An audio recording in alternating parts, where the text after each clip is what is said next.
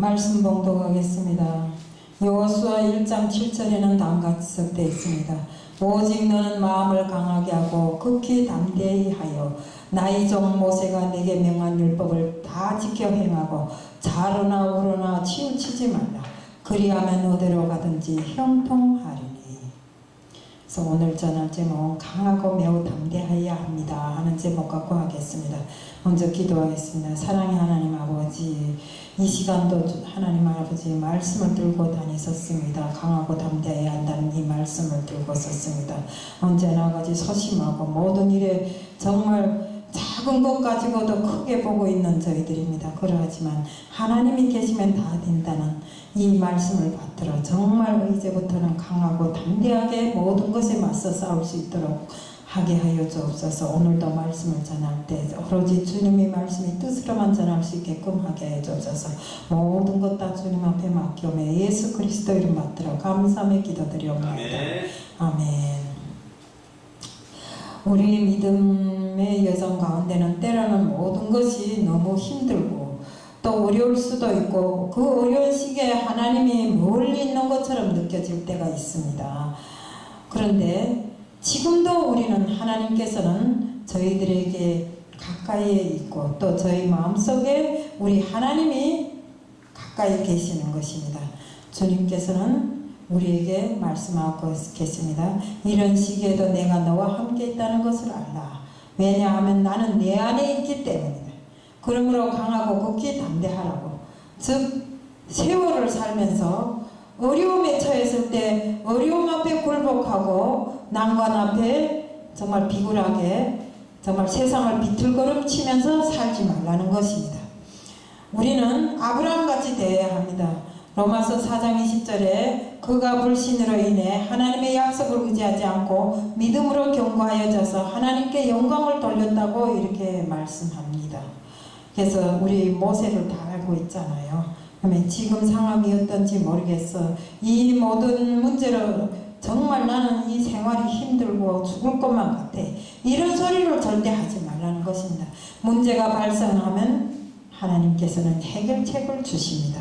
그게 왜 어떤 때 해결책을 주십니까? 바로 문제가 발생됐을 때 하나님 앞에 끌어엎드려 기도드리면 하나님께서는 음성으로 주시든지 마음의 영감으로 주시든지 우리에게 문제의 해결책을 주시고 그 하나님의 말씀을 들은 우리들이 말씀이 뜻대로 산다면 모든 문제가 스스로 해결되는 이런 일들이 정말 기적 같은 일들이 많이 일어나고 있습니다.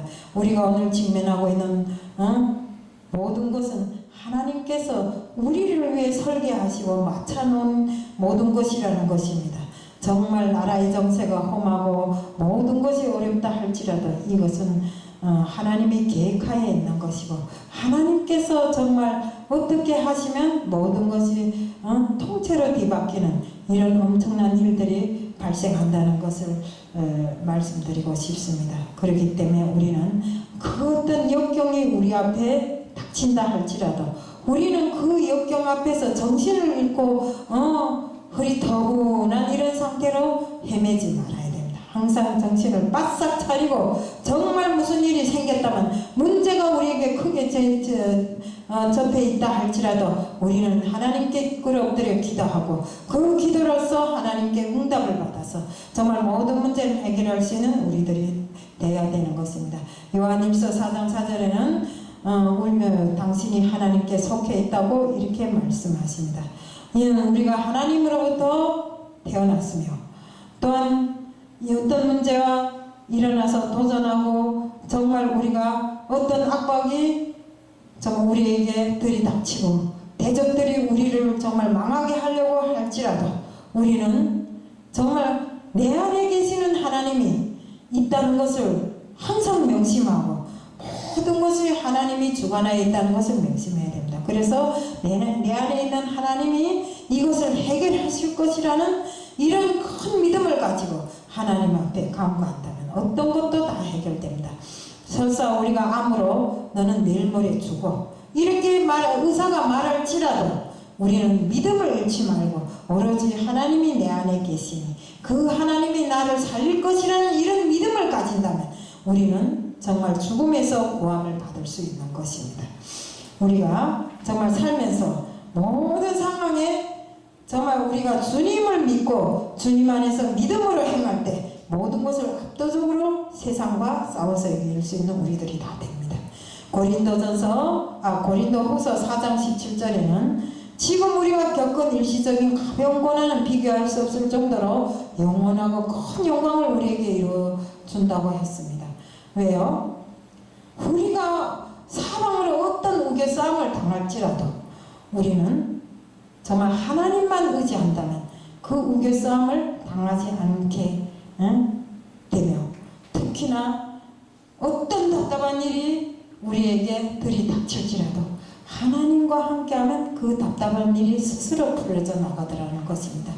또한 박해를 받아도 또 버림받는 이런 감이 있어도 정말 하나님과 같이 하기 때문에 우리가 그 어떤 박해에도 억눌림을 당하지 않고 오로지 정말 주님과 함께하는 이런 삶으로 즐겁고 정말 기쁜 마음으로 산다면 주님은 항상 저희들에게 은혜 베풀고 축복 내려주십니다.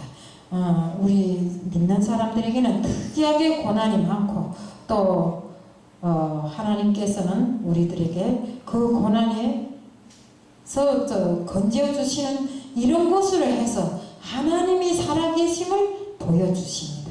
우리가 고난을 당하지 않고 매우 평범하게 매우 정말 삶이 그저 온전한 삶이 된다면 풍족하고 정말 남들이 부럽지 않고 이런 삶이 된다면 우리가 하나님을 알아야 될 필요가 없지 않습니까?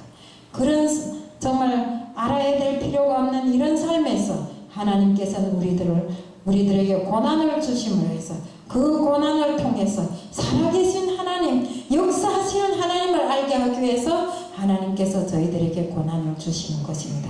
하나님이 왜 믿는 사람에게 고난을 주시겠습니까?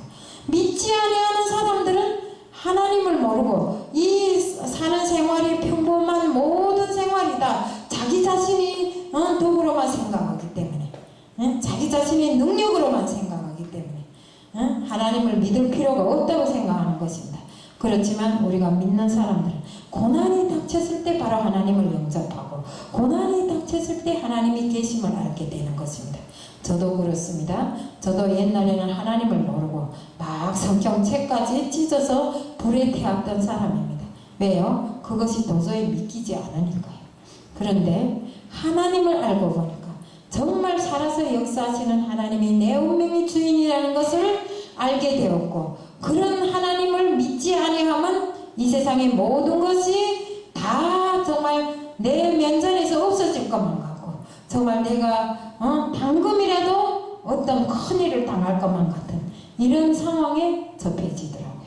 그러니까 우리는 반드시 하나님이 보호심을 받음으로 인해서 내 생활이 정말 항상 즐겁고 항상 정말 주님 앞에 기쁜 생활을 할 수 있게끔 이렇게 되어 있더라고요.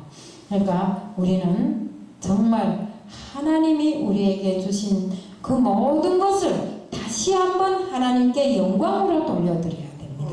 이는 우리가 하나님의 말씀에 확실히 능력이 있고, 하나님의 말씀은 정말 하나님의 말씀 하나하나는 살아 움직이는 생동력 있고 원동력 있는 이런 말씀입니다. 그렇기 때문에 우리가 말씀을 알아서 그 말씀대로 행하면 우리의 모든 생활이 정상적인 것으로 되고, 또 그 생활 안에 더 주님이 계시고 그 생활로 인해서 우리의 모든 생활이 정말 바른 생활로 주님과 동행하는 생활이 되더라 이겁니다. 정말 말씀이 우리에게 전하는 그 모든 것을 정말 우리는 하나하나 터득해 나가야 되고, 그 말씀으로 인해서 정말 이 세상 다 할 때까지 주님의 뜻으로 살 수 있는 저희들이 다 돼야 되고, 특히나는 하나님이 계시면 이 세상 무서울 것이 없습니다.